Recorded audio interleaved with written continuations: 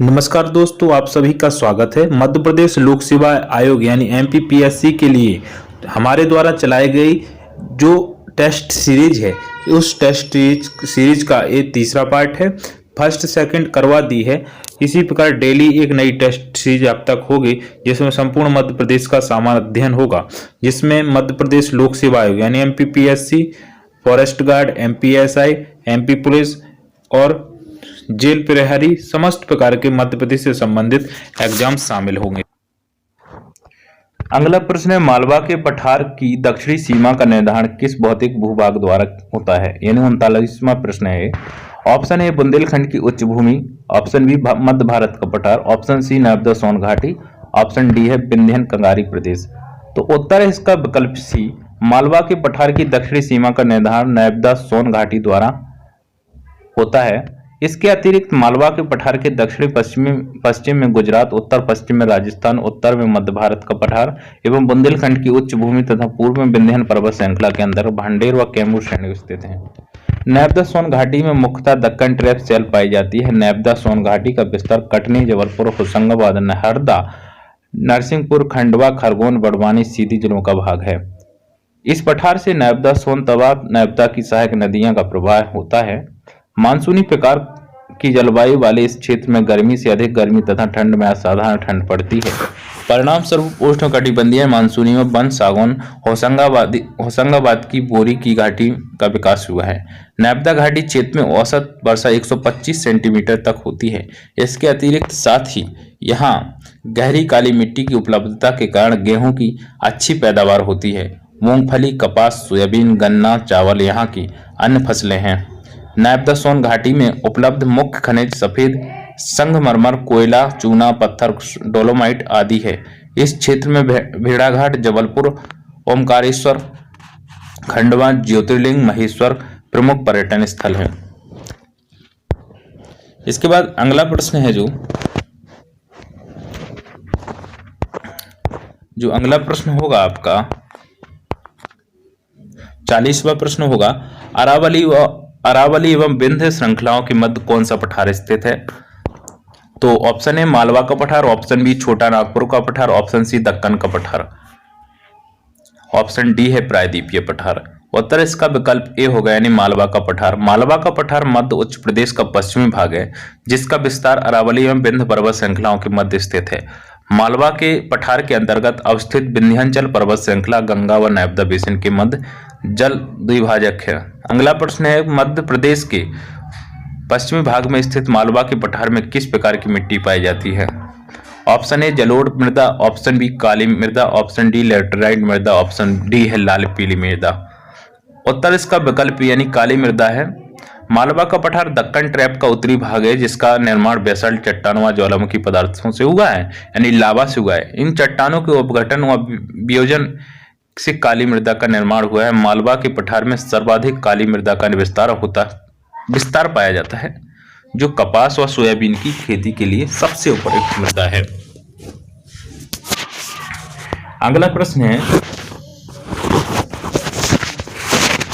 मध्य प्रदेश में मालवा पठार से उद्गमित होकर उत्तर पूर्व की ओर प्रवाहित होने वाली अधिकांश नदियां किस नदी में मिल जाती हैं? Option A Narmada, option B Tapti, option C Yamuna, option D है सोन। उत्तर इसका विकल्प सी होगा, यमुना नदी में मिल जाती हैं। मालवा पठार के अंतर्गत दो अपवाद तंत्रों का विकास होता है, जिसमें चंबल, कालीसिंध, बेतवा, छिप्रा आदि नदियां उत्तर व उत्तर पूर्व की ओर प्रवाहित होती हैं। यमुना नदी में मिल जाती है। इसके अतिरिक्त माही, नर्मदा तथा ताप्ती नदियां पश्चिम की ओर प्रवाहित होते हुए अरब सागर में मिल जाती हैं। अगला प्रश्न है, मध्य प्रदेश में किस पठार को नदियों का मायका कहा जाता है? ऑप्शन ए मध्य भारत का पठार, ऑप्शन बी मालवा का पठार, ऑप्शन सी बुंदेलखंड का पठार, ऑप्शन डी है रीवा पन्ना का पठार। उत्तर इसका विकल्प बी यानी मालवा का पठार। मध्य प्रदेश के पश्चिमी भाग में स्थित मालवा के पठार से अधिकांश नदियों का उद्गम होता है, इसलिए इसे नदियों का मायका भी कहा जाता है। मालवा के पठार से कालीसिंध, छिप्रा, पार्वती, चंबल, बेतवा, गंभीर आदि नदियों का उद्गम होता है, जो उत्तर व उत्तर पूर्व की ओर प्रवाहित होती हैं। अगला प्रश्न है मध्य प्रदेश के उत्तरी भाग में स्थित मालवा पठार के अंतर्गत सबसे ऊंची चोटी का नाम बताइए। सबसे ऊंची चोटी का नाम बताने से पहले बताना चाहेंगे इसके ऑप्शन। ऑप्शन ए है गोमनपुर चोटी, ऑप्शन बी धाजारी चोटी, ऑप्शन सी सिंगार चोटी, ऑप्शन डी गोडवेल चोटी। उत्तर है इसका विकल्प सी यानी सिंगार चोटी सबसे ऊंची है। मध्य प्रदेश के पश्चिमी भाग में मालवा की पठार की सबसे ऊंची चोटी का नाम है सिंगार चोटी, जो इंदौर जिले में महू के समीप स्थित है, जिसकी ऊंचाई 881 मीटर है। मध्य प्रदेश की उत्तरी भाग में स्थित मालवा के पठार की औसत ऊंचाई 500 मीटर है तथा दक्षिण से पूर्व की ओर जाने की और इस पठार की औसत ऊंचाई घट जाती है। जैसे मालवा के पठार की चोटियां और ऊंचाई देखते हैं क्रमशः। सिंगार चोटी की ऊंचाई है 881 मीटर, जानापा पहाड़ी की है 854 मीटर, धाजारी चोटी की 810 मीटर और गोमनपुर चोटी की है 510 मीटर। यहाँ पे ध्यान देने योग्य बात है। अगले प्रश्न की बात करें तो मध्य प्रदेश के पठार का ढाल किस दिशा की ओर है। ऑप्शन ए उत्तर पूर्व की ओर, ऑप्शन बी है दक्षिण पूर्व की ओर और ऑप्शन सी है दक्षिण पश्चिम की ओर, ऑप्शन डी है उत्तर पश्चिम की ओर। उत्तर होगा इसका विकल्प यानी उत्तर पूर्व की ओर। मध्य प्रदेश के पश्चिम में स्थित मालवा के पठार का ढाल उत्तर पूर्व की ओर है। इसका विस्तृत भूभाग समतल है, किंतु मालवा पठार की स्थलाकृतियों बनावट में मुख्यतः दो विशेषताएं मिलती हैं।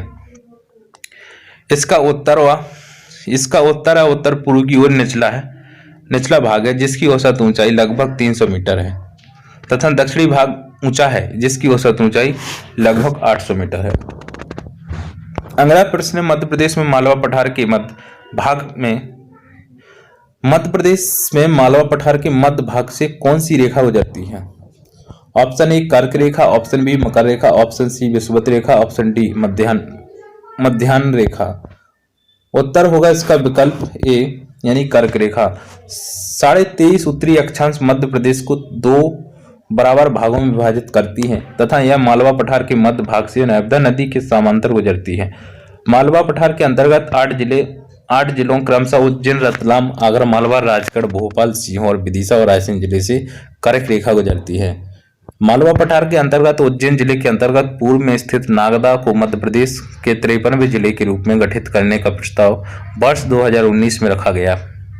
नागदा उज्जैन जिले से 52 किलोमीटर दूर चंबल नदी के किनारे 23 डिग्री 28 मिनट उत्तरी अक्षांश तथा 75 डिग्री 39 पूर्वी देशांतर के मध्य स्थित है। नागदा के गठन के पश्चात मध्य प्रदेश में मालवा पठार के अंतर्गत कर्क रेखा पर स्थित जिलों की संख्या कुल 9 हो जाएगी। अगला प्रश्न है 47 मालवा का पठार नर्मदा नदी के अतिरिक्त किस नदी के मध्य जल का विभाजक का कार्य करता है। Option A Tapti, option B Son, option C Betwa, option D Chambal. उत्तर है विकल्प डी चंबल। चंबल व नर्मदा नदी का अधिकांश जल संग्रहण क्षेत्र मालवा पठार के अंतर्गत स्थित है। मालवा का पठार नर्मदा चंबल नदी के मध्य जल विभाजक का कार्य करता है, किंतु मालवा का पठार के अंतर्गत धार जिले के सरदारपुर से उद्गमित होने वाली माही नदी पश्चिम दिशा की ओर प्रवाहित होकर माही बेसिन का निर्माण करती है। माही नदी का जल संग्रहण क्षेत्र मालवा पठार के अतिरिक्त अरावली श्रेणी भी है तथा यह नदी कर्क रेखा को 2 बार काटती है। अगला प्रश्न है 48 यानी 48वां मध्य प्रदेश के निम्नलिखित जिलों में से कौन सा जिला मालवा पठार में सम्मिलित नहीं है। ऑप्शन ए है नीमच व सीहोर, ऑप्शन बी है उज्जैन व रतलाम, ऑप्शन सी है देवास एवं विदिशा, ऑप्शन डी है बैतूल एवं नरसिंहपुर। उत्तर इसका विकल्प डी होगा बैतूल एवं नरसिंहपुर। मध्य प्रदेश के पश्चिमी भाग में मालवा के पठार का विस्तार राज्य के 18 जिलों क्रमशः मंदसौर, रतलाम, झाबुआ, धार, अलीराजपुर, उज्जैन, इंदौर, आगर मालवा, शाजापुर, राजगढ़, देवास, सीहोर, भोपाल, विदिशा, गुना, अशोकनगर, रायसेन और सागर जिलों में है। मध्य प्रदेश में मालवा के पठार का सबसे पूर्वी विस्तार सागर जिले तक है। टिप्पणी इसमें करें तो मध्य प्रदेश में 53वें जिले के रूप में प्रस्तावित उज्जैन जिले से पृथक नागदा जिला भी मालवा पठार के अंतर्गत सम्मिलित होगा। अतः नागदा जिले के गठन के पश्चात मालवा पठार के अंतर्गत कुल अभी जो 18 जिले हैं 19 जिले सम्मिलित हो जाएंगे। अगला प्रश्न है मालवा के पठार का सबसे गर्म माह कौन सा होता है? ऑप्शन ए मार्च, ऑप्शन बी अप्रैल, ऑप्शन सी मई, ऑप्शन डी जून। उत्तर इसका विकल्प सी होगा यानी मई। मालवा के पठार का अधिकतम तापमान 40 डिग्री सेल्सियस व न्यूनतम तापमान 10 डिग्री से 12 डिग्री सेल्सियस होता है। मालवा पठार का सबसे गर्म माह मई एवं सबसे सर्द यानी ठंडा माह दिसंबर जनवरी होता है। इसके अतिरिक्त मालवा का पठार में 125 से 75 सेंटीमीटर की मध्य वर्षा होती है। अगला प्रश्न है, मालवा के पठार के उत्तर पश्चिम में कौन सी पहाड़ियां हैं? मालवा के पठार के उत्तर पश्चिम में कौन सी पहाड़ियां हैं? ऑप्शन ए अमरकंटक की पहाड़ियां, ऑप्शन बी अरावली की पहाड़ियां, ऑप्शन सी विंध्याचल की पहाड़ियां, ऑप्शन डी है सतपुड़ा की पहाड़ियां। उत्तर है इसका विकल्प सी यानी विंध्याचल की पहाड़ियां। मालवा के पठार के पूर्व में बुंदेलखंड और उत्तर पश्चिम में अरावली पहाड़ियां स्थित हैं। ज्वालामुखी उत्पत्ति वाला यह पठार मध्यवर्ती मध्य प्रदेश और दक्षिण पूर्वी राजस्थान का हिस्सा है। इस क्षेत्र का पश्चिमी हिस्सा माही नदी, मध्यवर्ती हिस्सा चंबल नदी, पूर्वी हिस्सा बेतवा नदी और दसा नदी व केन नदियों के उद्गम खंड से प्रवाहित होता है। अन्य नदियों की बात करें तो पार्वती, छिप्रा, चंबल, गंभीर व छोटी काली सिंध शामिल हैं, जिनकी घाटियां सीढ़ीदार ढलानों से घिरी हैं। यहाँ की वनस्पति सवाना जैसी है, जिसके बीच बीच में बिखरे हुए सागौन और साल के वन हैं। टिप्पणी की बात करें तो अरावली व अरवली पर उत्तर भारतीय पर्वतमाला है। अरावली या अरवली उत्तर भारतीय पर्वतमाला है। राजस्थान राज्य के पूर्वोत्तर क्षेत्र से गुजरती 560 किलोमीटर लंबी इस पर्वतमाला की कुछ चट्टानी पहाड़ियां दिल्ली के दक्षिणी हिस्से तक चली गई हैं। भारत की भौगोलिक संरचना में अरावली प्राचीनतम पर्वत है। यह संसार की सबसे प्राचीन पर्वत श्रृंखला है, जो राजस्थान को उत्तर से दक्षिण दो भागों में बांटती है। अरावली का सर्वोच्च पर्वत शिखर सिरोही जिले में गुरु शिखर यानी इसकी ऊंचाई 1727 मीटर है, जो कि माउंट आबू में है।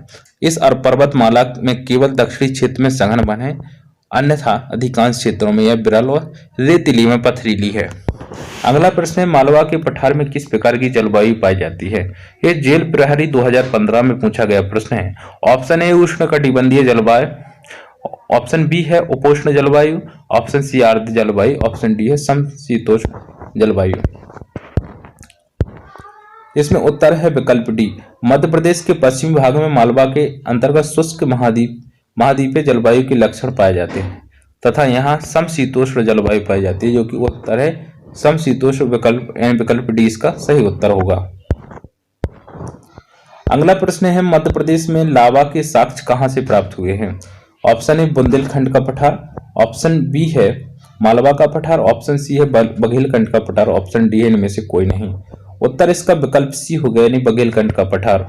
मालवा पठार का निर्माण ज्वालामुखी लावा से हुआ है, अर्थात बेसाल्ट चट्टानों से हुआ है। लावा के जमने से निर्मित चट्टानों को बेसाल्ट चट्टान कहते हैं। यही कारण है कि मालवा पठार पर काली मिट्टी पाई जाती है। मालवा का पठार भौतिक बनावट के अनुसार उत्तर की ओर विंध्य श्रृंखला तथा दक्षिण की ओर दक्कन लावा के पठार में विभाजित है। अगला प्रश्न है, फायान ने किस पठार की जलवायु को विश्व की श्रेष्ठ जलवायु कहा है? ऑप्शन है विंध्याचल का पहाड़, ऑप्शन बी है नर्मदा घाटी, ऑप्शन सी है मालवा का पठार, ऑप्शन डी है बुंदेलखंड का पठार। उत्तर इसका विकल्प सी यानी मालवा का पठार। फायान ने मालवा का पठार की जलवायु को विश्व की श्रेष्ठतम जलवायु कहा है। यहाँ ग्रीष्म में तो अधिक गर्मी पड़ती है और ना ही शीत में अधिक ठंडी पड़ती है। यहाँ ग्रीष्म में ना तो अधिक गर्मी पड़ती है और ना ही शीत में अधिक ठंडी पड़ती है। औसत वर्षा इसकी 75 से 125 सेंटीमीटर तक रहती है। तापमान 40 से 42 डिग्री सेल्सियस होता है। इस प्रकार की जलवायु साधारणतः सम है। मालवा क्षेत्र में भी मानसूनी हवाओं का प्रवाह रहता है तथा इसी मानसूनी पवनों के द्वारा इस क्षेत्र में सर्वाधिक वर्षा होती है। मानसूनी पवनों के दक्षिणी पूर्वी क्षेत्र से उत्तर पूर्व की ओर बढ़ने पर यहाँ वर्षा की मात्रा घटती जाती है।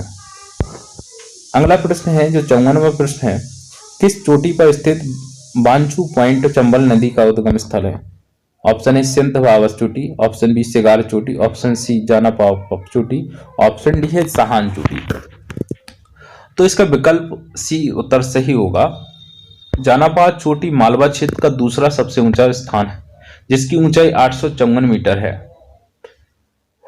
जानापाव को जानापाव कुटी के नाम से भी जाना जाता है, जो समुद्र तल से 881 मीटर की ऊंचाई पर एक पर्वत है और इंदौर मुंबई राजमार्ग पर स्थित एक प्रसिद्ध पर्यटन स्थल है, जो मध्य प्रदेश के इंदौर जिले की महू तहसील में जानापाव कुटी के गांव के पास है।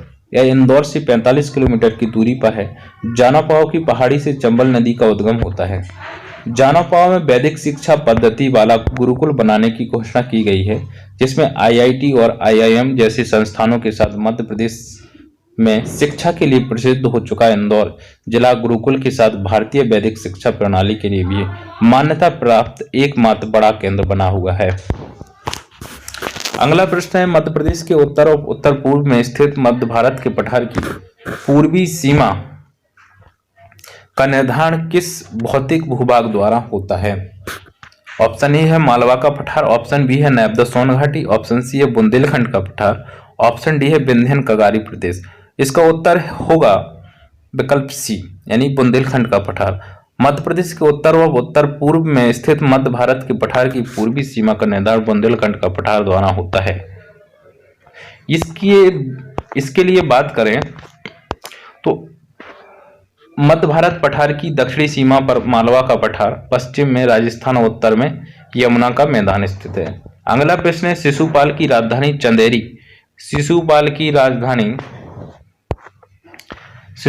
राजधानी चंदेरी बेतवा नदी के तट पर किस पठार में थी?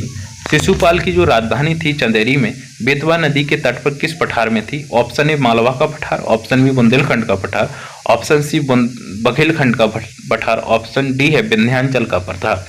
तो उत्तर इसका होगा विकल्प बी यानी बुंदेलखंड का पठार। बुंदेलखंड पठार के अंतर्गत अशोकनगर यानी चंदेरी, छतरपुर, टीकमगढ़, दतिया, शिवपुरी, ग्वालियर और भिंड जिलों के कुछ भागों में आती है। इसका भौगोलिक क्षेत्रफल मध्य प्रदेश के कुल क्षेत्रफल 23,733 वर्ग किलोमीटर का यानी 5.4% है। इसके पूर्वोत्तर में उत्तर प्रदेशीय बुंदेलखंड के जालौन, झांसी, ललितपुर, हमीरपुर और बांदा, महोबा, चित्रकूट जिले हैं।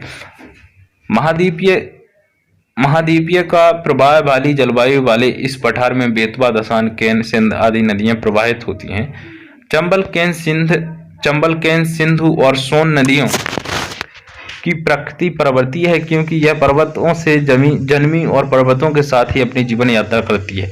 ग्रीष्म ऋतु में नाले के रूप की ये नदियां सूख जाती हैं, किंतु बरसात में यही अपने पाट और घाट को असीम विस्तार देती हैं। क्षुद्र नदी भर जल उतराई की कहावत इन पर चरितार्थ होती है। बाढ़ के कारण जनधन की हानि का भी ये सबब बनाती हैं। अमूमन इनके बाढ़ के कारण बुंदेलखंड में जनधन की हानि हो जाती है। यह मिट्टी के अपरदन को भी उत्पन्न करती हैं। मिट्टी का कटाव भी ये नदियां बड़ी मात्रा में करती हैं, क्योंकि इसका प्रवाह पर्वतीय है। अगला प्रश्न है, मध्य भारत के पठार को अन्य किस नाम से जाना जाता है? ऑप्शन ए चंबल का उपआद्र प्रदेश, ऑप्शन बी सरसों की हांडी, ऑप्शन सी गेहूं की डलिया, ऑप्शन डी है विकल्प ए और विकल्प सी दोनों। उत्तर है इसका विकल्प डी, ए और सी दोनों हैं। मध्य भारत के पठार को चंबल का उपाद्र प्रदेश के नाम से जाना जाता है। मध्य भारत के पठार में जलोढ़ मिट्टी का विस्तार पाया जाता है, जिसमें तिलहनी फसलों यानी सरसों की सर्वाधिक खेती होती है, जिसके कारण इसे सरसों की हांडी भी कहा जाता है। अगला प्रश्न है, मध्य प्रदेश में स्थित मालवा के पठार में किस पठार का विस्तार पाया जाता है? मालवा पठार के पूर्वोत्तर में किस पठार का विस्तार पाया जाता है? मध्य प्रदेश में स्थित मालवा पठार के पूर्वोत्तर में किस पठार का विस्तार पाया जाता है? पूर्व और उत्तर वाले क्षेत्र में। ऑप्शन ए विंध्यन कगारी प्रदेश, ऑप्शन बी बुंदेलखंड का पठार, ऑप्शन सी बघेलखंड का पठार, ऑप्शन डी मध्य भारत का पठार। उत्तर इसका होगा विकल्प डी मध्य भारत का पठार। मध्य प्रदेश में स्थित मालवा पठार के पूर्वोत्तर में मध्य भारत के पठार का विस्तार पाया जाता है। मध्य भारत का पठार विंध्यन शैल समूह का प्रदेश है, जो पश्चिम में सीमांत एवं भ्रंश घाटी तथा अरावली पर्वत श्रृंखला से पृथक होता है। अगला प्रश्न है, मध्य प्रदेश के उत्तरी भाग में स्थित मध्य भारत के पठार की औसत ऊंचाई कितनी है? Option A 300 metre, option B है 800 मीटर, ऑप्शन सी है 500 मीटर, ऑप्शन डी है 900 मीटर। उत्तर इसका होगा विकल्प सी यानी 500 मीटर। मध्य प्रदेश के उत्तरी भाग में स्थित मध्य भारत के पठार की औसत ऊंचाई लगभग 500 मीटर है तथा इस पठार का ढाल उत्तर व उत्तर पूर्व की ओर है। मध्य भारत का पठार के अंतर्गत 300 मीटर की गहरी चंबल घाटी स्थित है। अगला प्रश्न है इसका 60वां प्रश्न होगा, मध्य प्रदेश में मध्य भारत पठार के अंतर्गत संपूर्ण राज्य के कुल क्षेत्रफल का कितने प्रतिशत क्षेत्र सम्मिलित है? Option A 18.7%, option B 10.7%, option C 23.7%, option D है 14.7%। उत्तर होगा इसका विकल्प बी यानी 10.7%।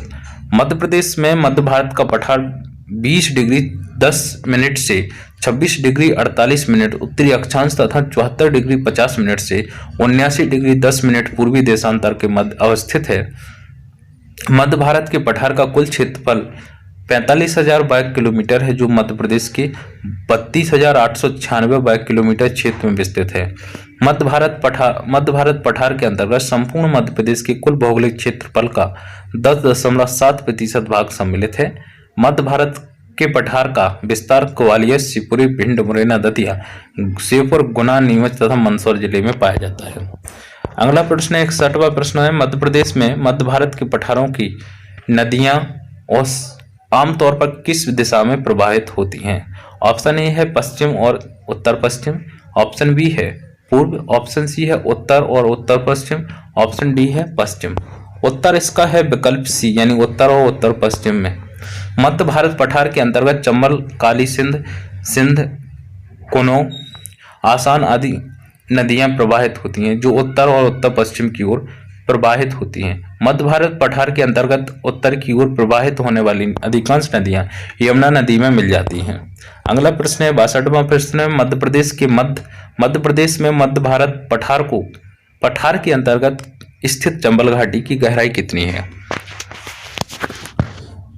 ऑप्शन ए है 500 मीटर, ऑप्शन बी है 400 मीटर, ऑप्शन सी है 300 मीटर, ऑप्शन डी है 200 मीटर।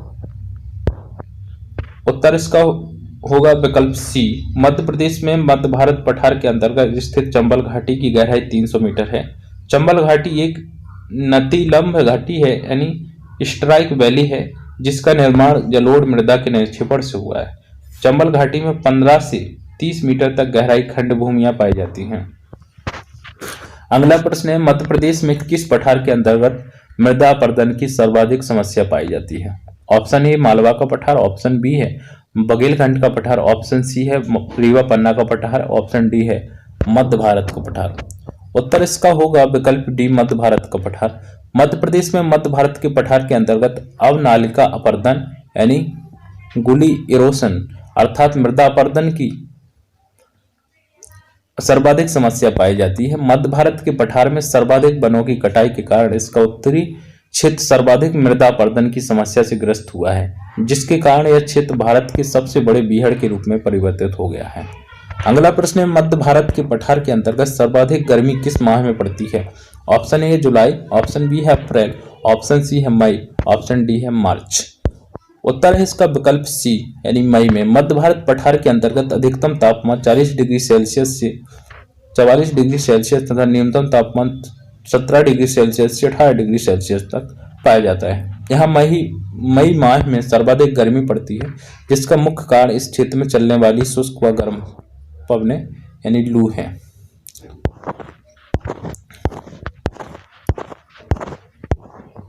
अगला प्रश्न है 65वां प्रश्न है, मध्य प्रदेश के उत्तर मध्य भाग में किस पठार का विस्तार पाया जाता है? ऑप्शन ए मध्य भारत का पठार, ऑप्शन बी मालवा का पठार, ऑप्शन सी है बघेलखंड का पठार, ऑप्शन डी है बुंदेलखंड का पठार। उत्तर है विकल्प डी बुंदेलखंड का पठार। मध्य प्रदेश के उत्तर मध्य भाग में बुंदेलखंड का पठार स्थित है जिसका विस्तार 24 डिग्री 6 मिनट से 26 डिग्री 22 मिनट उत्तरी अक्षांश तथा 75 डिग्री 5 मिनट से 80 डिग्री 20 मिनट पूर्वी देशांतर के मध्य पाया जाता है।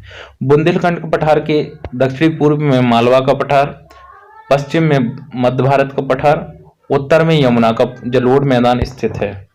अगला प्रश्न है, मध्य प्रदेश में बुंदेलखंड पठार के अंतर्गत राज्य का कितने प्रतिशत क्षेत्र सम्मिलित है? ऑप्शन ए 9.89% यानी 8-9%, ऑप्शन बी है 8.52%, ऑप्शन सी है 7.79%, ऑप्शन डी है 6.91%। उत्तर इसका है विकल्प सी, बुंदेलखंड का पठार विस्तार मध्य प्रदेश व मध्य उत्तर प्रदेश में पाया जाता है। बुंदेलखंड के पठार का विस्तार है जो मध्य प्रदेश व उत्तर प्रदेश दोनों में पाया जाता है, जिसका कुल क्षेत्रफल 54,560 वर्ग किलोमीटर है। मध्य प्रदेश में बुंदेलखंड का पठार के अंतर्गत 23,737 वर्ग किलोमीटर क्षेत्र सम्मिलित है, जो संपूर्ण राज्य के कुल क्षेत्रफल का 7.79% है। बुंदेलखंड पठार का विस्तार मध्य प्रदेश के भिंड, दतिया, शिवपुरी, सागर, पन्ना, छतरपुर, टीकमगढ़ मध्य प्रदेश एवं ग्वालियर उत्तर प्रदेश के झांसी, जालौन, हमीरपुर, ललितपुर, बांदा जिलों में स्थित है। अगला प्रश्न है, बुंदेलखंड पठार की सबसे ऊंची चोटी कौन सी है? बुंदेलखंड पठार की सबसे ऊंची चोटी कौन सी है? ऑप्शन ए है सिगार चोटी, ऑप्शन बी है सिद्ध बाबा चोटी, ऑप्शन सी है जानापाद चोटी, ऑप्शन डी है सहान चोटी। ऑप्शन सी इसका सही उत्तर है। बुंदेलखंड पठार की सबसे ऊंची चोटी ऑप्शन बी इसका सही उत्तर होगा। जानापाद चोटी नहीं है, जानापाद चोटी तो मालवा पठार में आती है। ऑप्शन बी इसका सही उत्तर है, यानी सिद्ध बाबा चोटी। इसमें प्रिंट में मिस्टेक है, तो विकल्प बी इसका सही उत्तर है। और सिद्ध बाबा चोटी की ऊंचाई की बात करें तो 1172 मीटर है। बुंदेलखंड पठार 3 और अर्ध चंद्राकार पन्ना श्रेणी, बिजावर श्रेणी व नरहट, स्कार्प तथा चंदेरी पाट से घिरा हुआ है तथा बुंदेलखंड पठार की औसत ऊंचाई 300 मीटर से 450 मीटर के मध्य है। अगला प्रश्न है 68वां, जिसमें सूची 1 को सूची 2 से मिलाप करना है। तो इसमें प्राकृतिक प्रदेश है और पर्वत चोटी है। जैसे यहाँ पे दिया गया है कौन सी पर्वत चोटी किस प्राकृतिक प्रदेश में है। जैसे मालवा पठार है 1 और बुंदेलखंड का पठार 2 और सतपुड़ा मैकाल श्रेणी है 30 नंबर पे और चौथे नंबर पर विंध्याचल पर्वत श्रृंखला है। तो जो मालवा का पठार है, तो मालवा का पठार किस पर्वत चोटी मालवा के पठार में कौन सी पर्वत चोटी आती है? सिगार आती है। और बुंदेलखंड का पठार है उसमें आती है सिद्ध बाबा चोटी। सतपुड़ा मैकाल पर्वत श्रेणी में आती है धूपगढ़ की और विंध्याचल पर्वत श्रेणी में आती है आपकी गोडविल की। तो इसका उत्तर होगा विकल्प डी। विकल्प डी इसका सही उत्तर होगा। यहाँ पे लिखा है जैसे प्राकृतिक मालवा का पठार है, सिगार चोटी है, 881 मीटर ऊंचाई है इसकी। बुंदेलखंड का पठार है जैसे कि अभी बात की हमने इससे पहले, तो बुंदेलखंड के पठार की सबसे ऊंची चोटी का नाम है सिद्ध बाबा चोटी, जिसकी ऊंचाई 1172 मीटर है। सतपुड़ा मैकाल श्रेणी की बात करें तो इसमें धूपगढ़ है 1350 मीटर, 1350 मीटर इसकी ऊंचाई है। विंध्याचल पर्वत श्रेणी की बात करें तो इसमें गुडविल चोटी है जिसकी ऊंचाई 752 मीटर है। अगला प्रश्न है, बुंदेलखंड के पठार के संदर्भ में निम्नलिखित में से कौन सा कथन असत्य है?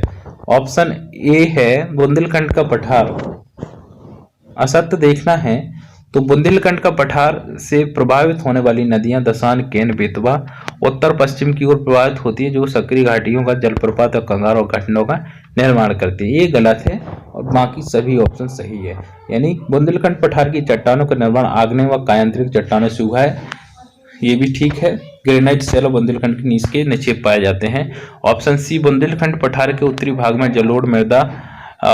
जलोढ़ मैदान तथा दक्षिण पश्चिम भाग के निचले भाग में दक्कन ट्रैप की चट्टानों का विस्तार पाया जाता है। अगला है, बुंदेलखंड पठार का 1/3 भाग समतल प्राहा मैदान है जो 3 ओर से विंध्यन कगार से घिरा हुआ है। इस प्रकार से विकल्प ए उसका सही उत्तर होता है, जो कि असत्य है। बुंदेलखंड पठार का निर्माण प्री कैम्ब्रियन कल्प की चट्टानों के रूप में बुंदेलखंड नीचे से हुआ है, जो कालांतर में अंतर्वेधन की प्रक्रिया के परिणाम स्वरूप आग्नेय व कायांतरिक चट्टानों में परिवर्तित हो गया है। बुंदेलखंड पठार का अधिकांश हिस्सा समतल प्राहा मैदान है जो विंध्यन कगारी प्रदेश से घिरा हुआ है। बुंदेलखंड पठार से प्रभावित होने वाली यमुना की सहायक नदियां दसान, केन, बेतवा आदि नदियां उत्तर पूर्व की ओर प्रभावित होती हैं, जो संकरी घाटियों, जलप्रपातों, कंगारों व खंडों का निर्माण करती हैं। अगला प्रश्न है, मध्य प्रदेश के किस भौतिक प्रदेश को विंध्यन कगार कहा जाता है? ऑप्शन ए है सतपुड़ा मैकाल श्रेणी, ऑप्शन बी है रीवा पन्ना का पठार, ऑप्शन सी है मालवा का पठार, ऑप्शन डी है बुंदेलखंड का पठार। उत्तर इसका है विकल्प बी यानी रीवा पन्ना का पठार। रीवा पन्ना का पठार की बात करें तो त्रिकोण आकृति का पठारी प्रदेश है जिसका निर्माण आर्कियन चट्टानों के अपक्षयन व अपर्दन के फलस्वरूप अपसादी व कायांतरण से विंध्यन शैल समूह द्वारा हुआ है। रीवा पन्ना के पठार में अत्यधिक कगार दरार भ्रंश व अधिक स्थलाकृतियों का निर्माण हुआ है जिसके कारण इसे विंध्यन कगारी प्रदेश भी कहा जाता है। धन्यवाद। अगली टेस्ट सीरीज के साथ नए वीडियो के साथ मिलते हैं। तब तक के लिए नमस्कार।